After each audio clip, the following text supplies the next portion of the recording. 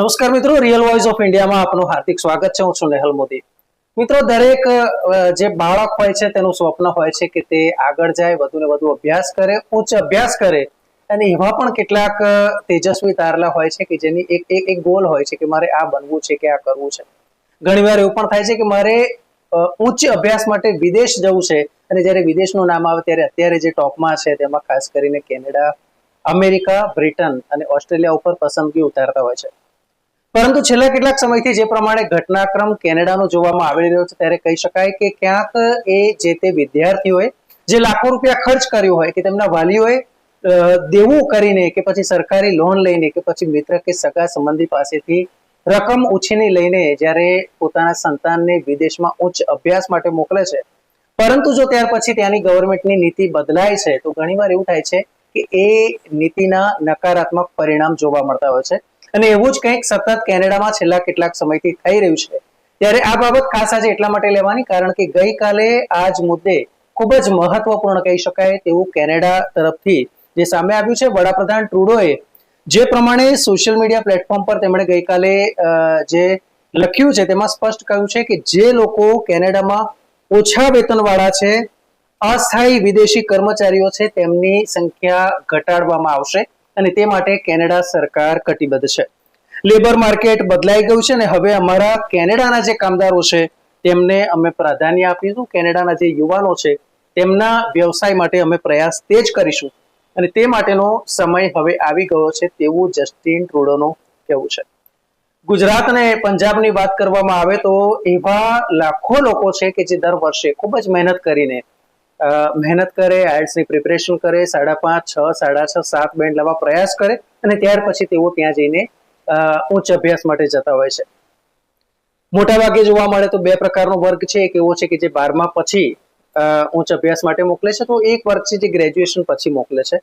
હવે સવાલ એ છે કે જ્યારે મોકલવામાં આવે છે તો જે ધારણા હોય છે દરેક વાલીની કે પછી જે તે સંતાનની કે જે ત્યાં જાય છે ભણવા, કે એને એમ થાય છે કે હું જ્યારે ત્યાં 4 વર્ષનો ગ્રેજ્યુએશનનો કોર્સ કરીશ કે પછી 2 વર્ષનો ડિપ્લોમા કોર્સ કરીશ ને ત્યાર પછી એ ત્યાં સ્થાયી થશે અથવા થોડા વર્ષ સુધી ત્યાં રહેશે કે જેથી જે લાખો રૂપિયા ખર્ચ થયો હોય તે રિકવર થઈ જાય અથવા તો એટલીસ્ટ એ બ્રેક ઇવન સ્થિતિ પર આવી જાય. પરંતુ જે પ્રમાણે નીતિ બદલાઈ રહી છે એ કહેવાય કે કદાચ જે વિદેશથી આવતા વિદ્યાર્થીઓ છે તેને અવળી અસર અથવા તો ઊંધી અસર કરી રહ્યું છે.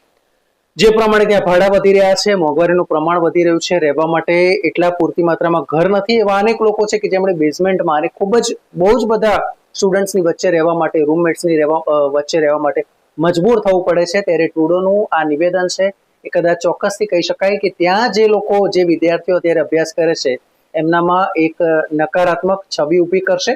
અને સાથે સાથે બીજી મહત્વની બાબત એ પણ છે કે જે જીઆઈસી છે તેની રકમ ડબલ કરી દેવામાં આવી છે. લગભગ 20,650 જેટલી રકમ જીઆઈસીની કરવામાં આવી છે.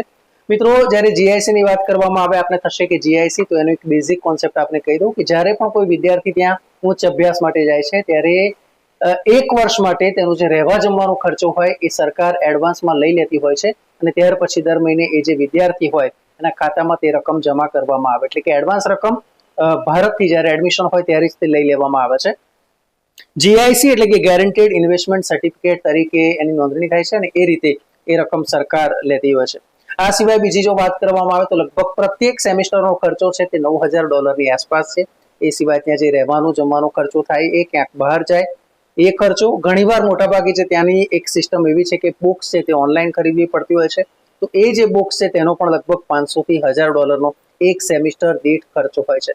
સામાન્ય રીતે ત્યાં જ્યારે વાત કરીએ છીએ વર્ષના જે 2 સેમિસ્ટર હોય છે. બીજું કે સિઝનલ અફેક્ટ પણ તે એટલી જોવા મળતી હોય છે, કારણ કે લગભગ કહી શકાય કે 6 મહિના ઉનાળો છે અને 6 મહિના એવી જ રીતે એક્સ્ટ્રીમ કોલ્ડ પડતી હોય છે. કેટલાક પ્રોવિન્સ તો એવા છે કે જ્યાં શિયાળામાં -40 સુધી એ વાતાવરણ જતું હોય છે.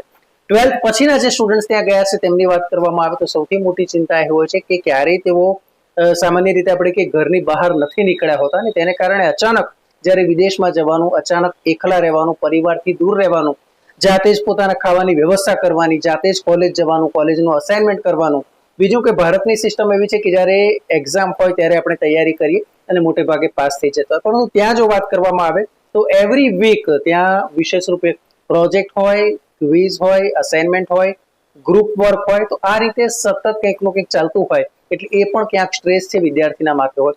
સૌથી મોટો સ્ટ્રેસ એ હોય છે કે લાખો રૂપિયાનું દેવું કરીને ત્યાં ગયા હોય છે, તો પછી એનો અભ્યાસ અને તેની રિકવરી કઈ રીતે થશે તે ચિંતા છે. અને તેમાં જ્યારે સરકારના આ પ્રકારના નિવેદન આવે છે તો ચોક્કસથી કહેવાય કે ચિંતામાં વધારો થાય છે.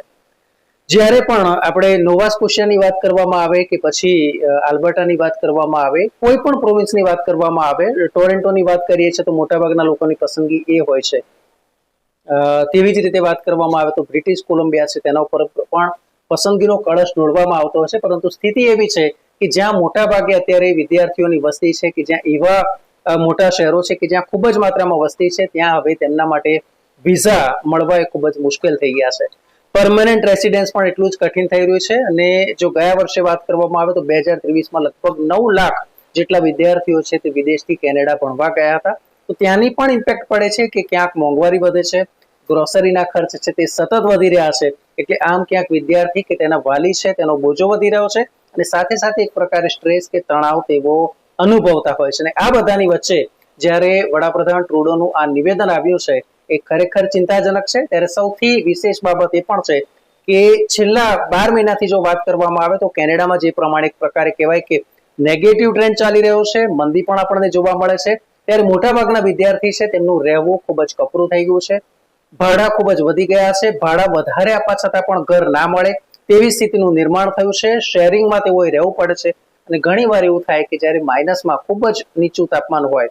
હવે જો વાત કરવામાં આવે તો 2 મહિના પછી લગભગ ઓક્ટોબર પછી ફરી એકવાર ઠંડી શરૂ થશે, અને જે લગભગ માર્ચ મહિના સુધી રહેતી હોય છે. અને આ એક એવો પણ ગાળો છે કે જે દરમિયાન લોકોને રોજગારીના ખરેખર ફાંફા હોય છે. ભારતમાં સામાન્ય રીતે આપણે વાત કરીએ તો ક્યાંક જો આપણે 5 જગ્યાએ એપ્લાય કરી હોય તો ક્યાંક એક જગ્યાએ જોબ આપણને મળે છે કે એવી કોઈ શક્યતા છે. પરંતુ જો કેનેડાની વાત કરવામાં આવે તો અત્યારે વિદ્યાર્થીઓની સ્થિતિ એવી છે કે 1 મહિનામાં 100 જગ્યાએ એપ્લાય કરે અને તેમ છતાંય 100 જગ્યાએથી રિજેક્શન આવે અથવા તો કોઈ રિપ્લાય જ ના આવે. એટલે આ સ્થિતિ છે, અને તેની વચ્ચે જ્યારે આ નિવેદન આપ્યું છે તો ચોક્કસથી કહી શકાય કે ભારતીયો માટે અથવા તો એવા વાલીઓ માટે કે જે પોતાના સંતાનને અત્યારે કેનેડા અથવા તો વિદેશમાં કોઈ પણ દેશમાં મોકલવા ઈચ્છે છે, તો આ એક ચિંતાનું કારણ ચોક્કસથી છે. અને સમજી વિચારીને એ નિર્ણય લેવો પડે. કારણ કે જો અત્યારની સ્થિતિની વાત કરવામાં આવે તો એ બ્રિટન હોય, અમેરિકા હોય, કેનેડા હોય કે પછી ઓસ્ટ્રેલિયા હોય, દરેક સ્થિતિ અત્યારે કહેવાય કે ત્યાં અત્યારે કાગડા બધે જ કાળા તેવી સ્થિતિનું નિર્માણ થયું છે. ત્યારે માત્ર ને માત્ર એટલું જ કહેવામાં આવશે કે છાશ પણ ફૂંકી ફૂંકીને પીવી તેવો ઘાટ ઘડાયો છે. નમસ્કાર.